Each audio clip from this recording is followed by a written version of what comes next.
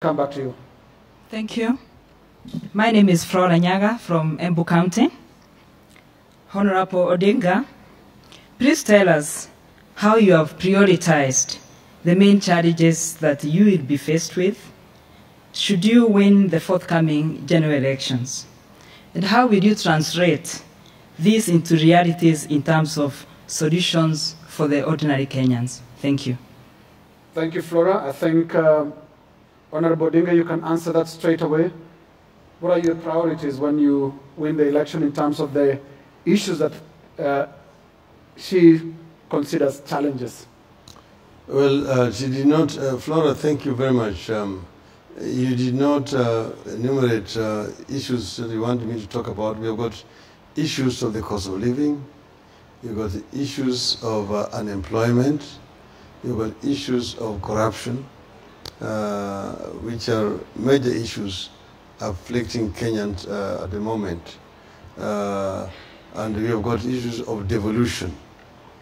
Let me begin first with devolution. We have stated clearly that when we take over, we will devolve more resources to the county governments so that they can be able to meet the challenges facing them with respect to devolved functions. So we said we will increase it from 15% to 45%. And that is a commitment that we have. In regard to issues of unemployment, 40% of our population is unemployed. You can say roughly 12 million youths are out there on the streets who are unemployed. This situation is unacceptable. And we say that we are going to look at areas where we can be able to create employment faster.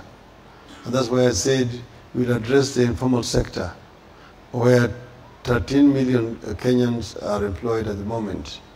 This is a sector that is more elastic, where more opportunities can be created. You have said we are going to set up industrial parks in all the 47 counties, which will give youth opportunity to be more productively engaged. There they will have the facilities, the equipment, they will receive training so that they have the skills, and they will have also access to capital so that they can work. Then the issue of the cost of living, Yes. we will also address the issue of food production. What are you going for first, as soon as you take office?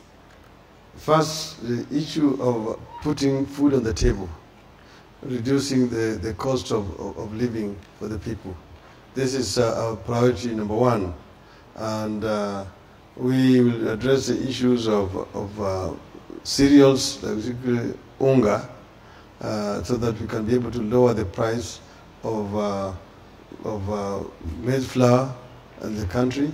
We can deal with issues of sugar, issues of milk, and so on. We deal with issues of wages, we deal with issues of rents, as I've mentioned, the issues of the cost of transport, particularly for the urban, and the housing issues. I'd like us to take as many questions as we can, so I would like to bring in Josephine Mongare. Josephine, your question? Thank you very much, Right Honorable Minister, Prime Minister. My name is Josephine Mongare. I'm the FIDA chairperson. And as women of Kenya, we have felt very, very excluded in the current setup. When we look at your coalition, we look at the Jubilee coalition, we do not see you women being prioritized and being at the front of these election campaigns. Now, seeing the data from the IEBC, women have only managed 9% of candidacy.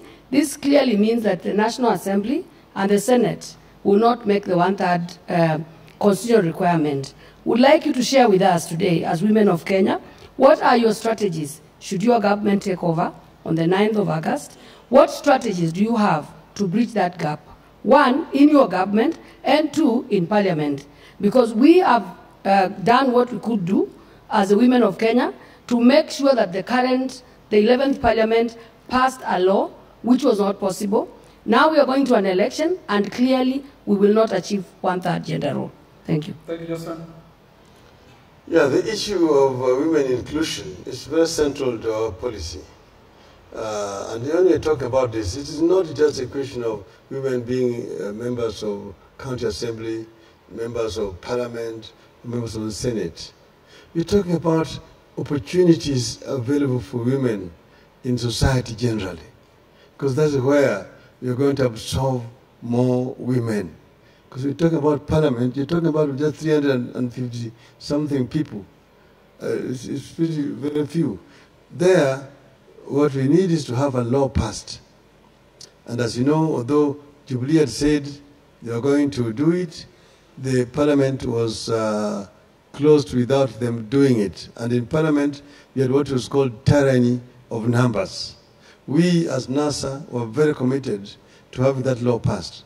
But Jubilee denied us the opportunity to do it. That's why it's important to vote wisely. Vote more NASA members of parliament so that we can go and pass the law that will then bring more women into parliament. All right, Mr. Odinga, thank you very much. Our next question will come from Malim.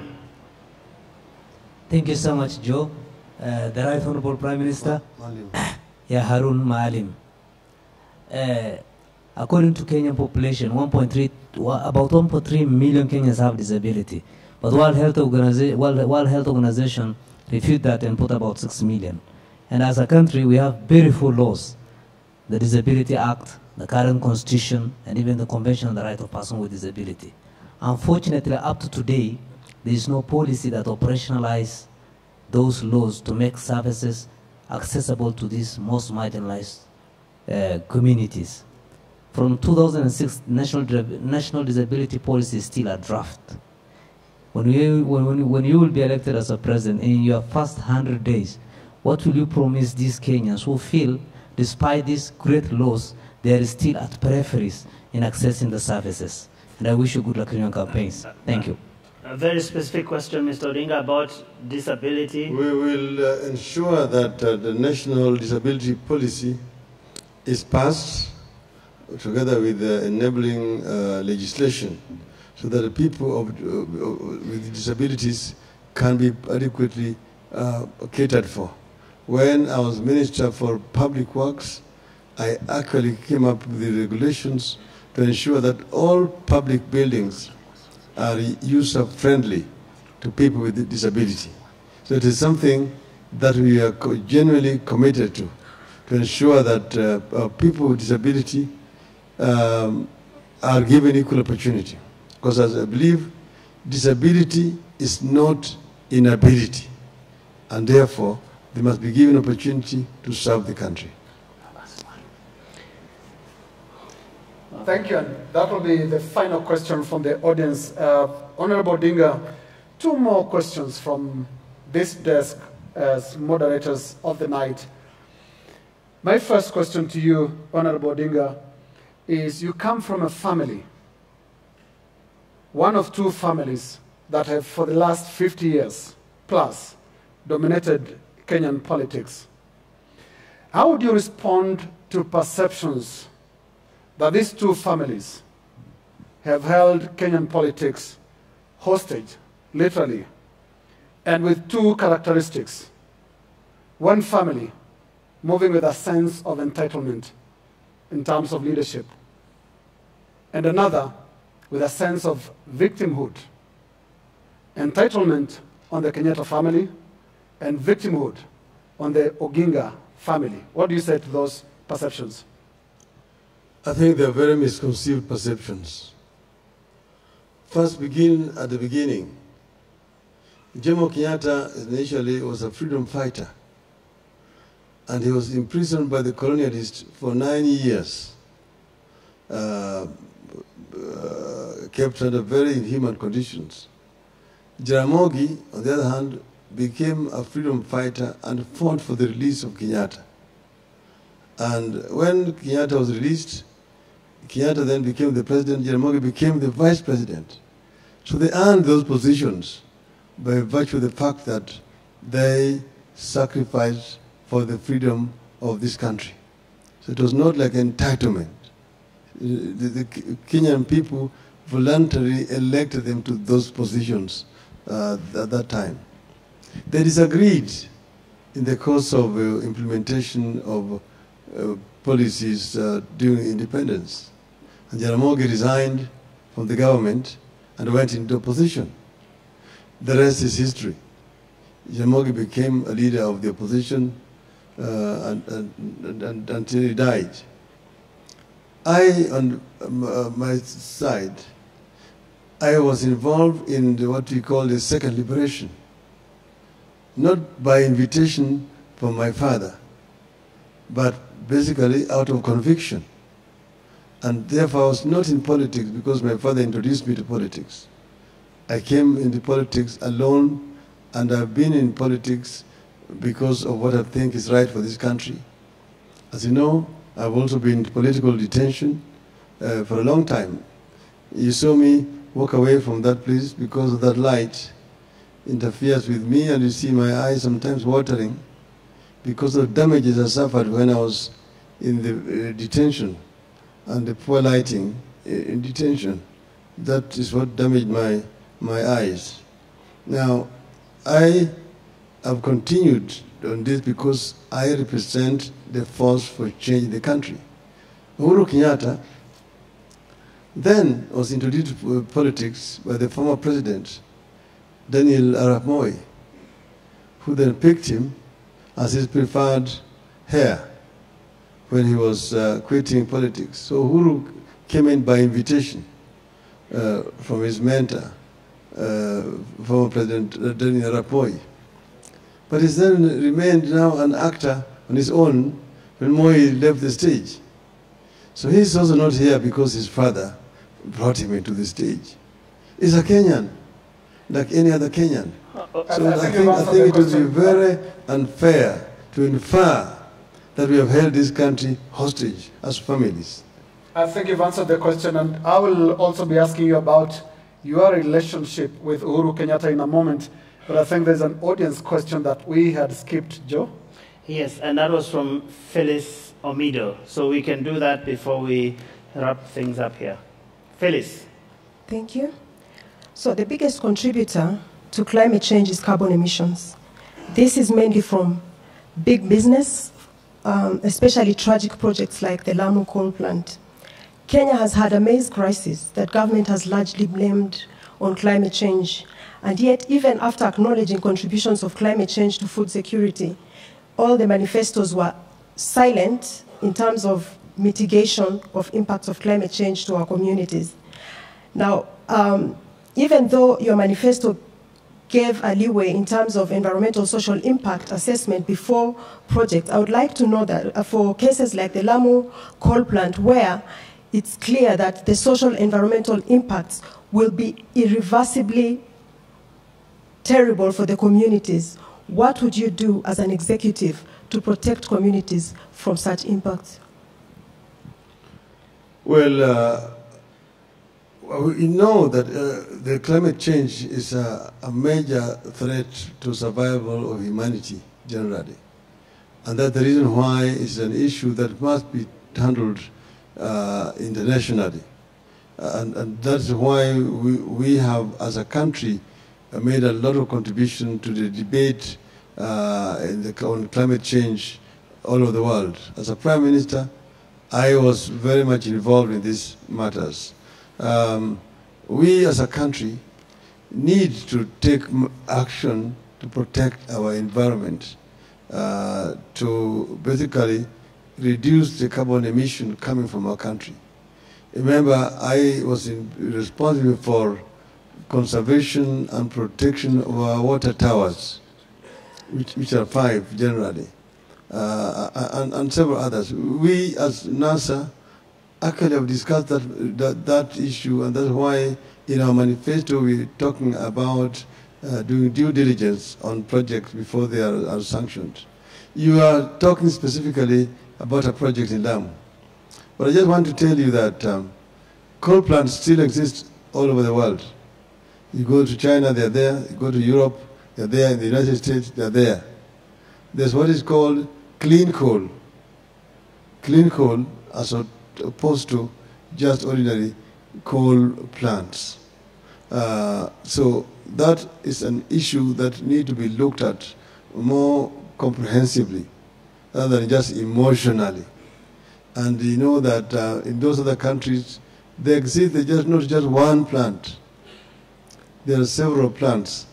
So the clean coal projects generally are acceptable internationally. So this is what we need to debate. What kind of system are they putting up in Lamu? Because I know the environmentalists sometimes go overboard. You remember when we were setting up the Sondo Miriu project in Sondo, there was a lot of noise. The Tiomen plant in Kwale elicited also a lot of opposition. I think these are issues that we must look at on a case-by-case basis in order to justify actions that are being taken by the government.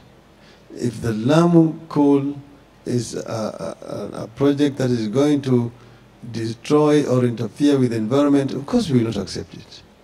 So it depends on what technology they're going to use. Thank you, Honorable Odinga. We have two final questions before we allow you to make your closing statement. And earlier on, you defended both the Kenyatta and Odinga family about their role in politics. And I now want to come specifically to your relationship with President Uhuru Kenyatta. In one of your many football commentaries, Honorable Odinga, you once said, in my presence as a reporter, that Uhuru ameanguka chini, sijui amekunywa nini, which in effect was a suggestion about sobriety or drunkenness. Last week, a few weeks ago, you sat quietly behind one of your political surrogates as he called Uhuru Mlevi and DP William Ruto Mwizi. Now, to their side, very many times, speaking in his Kikuyu language, Uhuru Kenyatta has referred to you as Mogoroki and Kimudu, which in my little understanding of the Kikuyu language means a madman. The Deputy President calls you, not with in complimentary terms, mtu wa vitendawili. This is basically your language, the language of Uhuru and the language of Raila. Do you approve of this kind of language for this level of leadership? Two people with a mathematical chance of becoming president. I don't remember ever saying that Uhuru amenguka na sijui amekunywa nini. But even if I said it, it must have been with a light touch, that amekunywa nini. But that will not mean that he is a drunkard at all.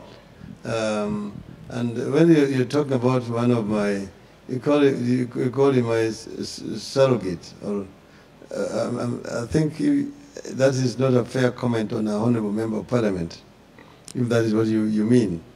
I mean, there are political jokes. If somebody says that the vehicle is being driven by a drunkard driver and a town boy who is a thief, I don't think he was meaning Uhuru unless they themselves feel guilty. I think that is just to say with a light touch. Politics must come up with some jokes. And like when Uhuru refers to me as Kimundu Muguruki, I don't think he means it. I don't think he thinks I'm a madman. But that basically means that the kitchen is too hot for him. So if the kitchen is too hot, get out of the kitchen. See? And the deputy president, Ateo William Zeo Vitendawili. You see, that means there's something that is issuing him about Vitendawili. And I say that Pilipili Shoila, Yakoshani, If you're having a problem with it, just leave it. So we in NASA, we basically respond seriously to allegations that are made, but we also respond in kind and sometimes in jokes. If the Jubilee becomes very irresponsible, we tell them what we think should be right. That is politics, in my view. All right, thank you. Thank you very much, Mr. Odinga. Finally, there are a lot of Kenyans who are worried about the election we will have in the next 2 weeks. As a matter of fact, there are Kenyans who are stocking up. There are Kenyans who are making plans to travel to different places. There are even some foreign missions that are issuing some travel advisories around this election. Do you share those concerns, Mr. Odinga? I would love to inform Kenyans that Kenyans have a constitutional right to participate in these elections. I think there's some scarecrow. Some people are basically trying to scare Kenyans because they want to deprive those Kenyans of their constitutional right to vote. So people are being told, oh, there's going to be violence around. Some notes have even been written threatening some people so that the people can run away, particularly from urban areas, to go to safety. I have urged our supporters not to fall to this, that they should stay put. I don't see any problems happening. We have said that there will be no violence in Kenya so long as elections are free and fair. And the government has assured us that they are not going to interfere. The IEBC has assured us that the elections are going to be free and fair. So we should not be scared. People should not run away from where they're staying, because by running away, you are actually depriving us of your vote, either Jubilee or NASA. So we want these elections to be won fairly. And we want Jubilee to also desist from trying to manipulate the electoral results, as I mentioned earlier on, using the security forces. We want to win fairly. And if we win fairly, fine. You've also said that in the unlikely event of us losing, we will congratulate Jubilee.